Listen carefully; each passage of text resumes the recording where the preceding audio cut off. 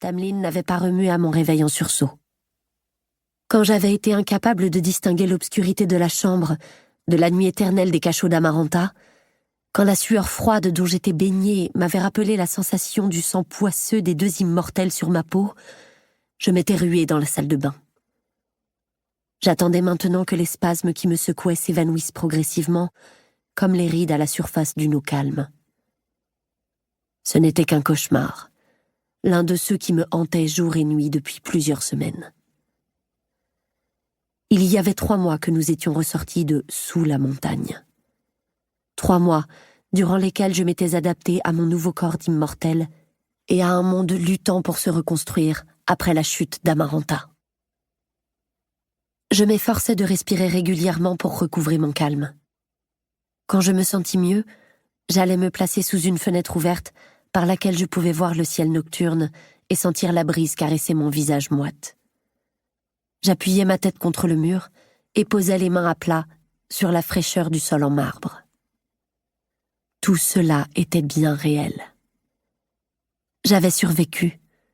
Je m'étais évadée. « C'est bien réel », me répétais-je en ramenant mes genoux contre ma poitrine. Je fermais les poings si fort que mes ongles entaillèrent presque mes paumes.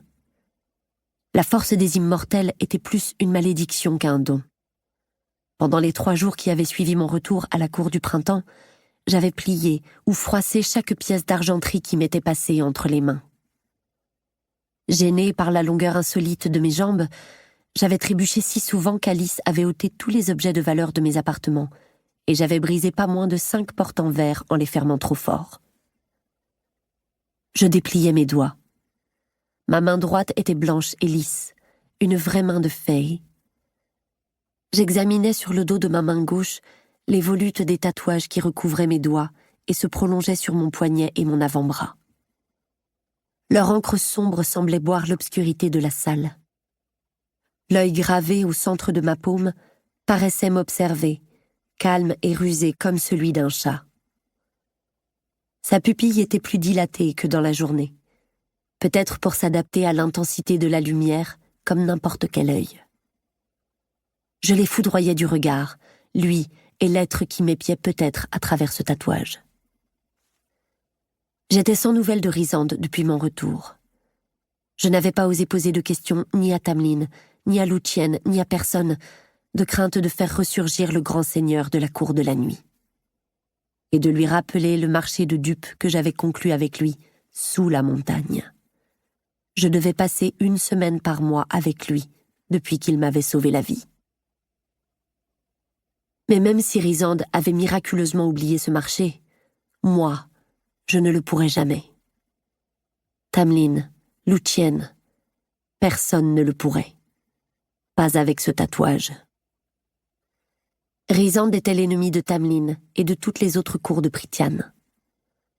Rares étaient ceux qui, après avoir franchi les frontières de la cour de la nuit, avaient survécu.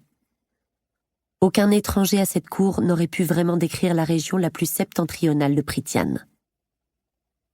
On savait seulement qu'elle n'était que montagne, ténèbres, étoiles et désolation. En ce qui me concernait, je n'avais pas eu le sentiment d'être l'ennemi de Rhysand lors de notre dernière entrevue qui avait suivi la mort d'Amaranta. Je n'avais raconté à personne cette rencontre, ce qu'il m'avait dit et ce que je lui avais confié. Réjouissez-vous de posséder un cœur humain, Feyre, et plaignez ceux qui ne ressentent rien. Je serrais le poing pour ne plus voir l'œil tatoué sur ma paume, me levais et allais me rincer la bouche et me rafraîchir le visage. J'aurais aimé ne rien ressentir. J'aurais aimé que mon cœur devienne immortel, comme le reste de mon corps.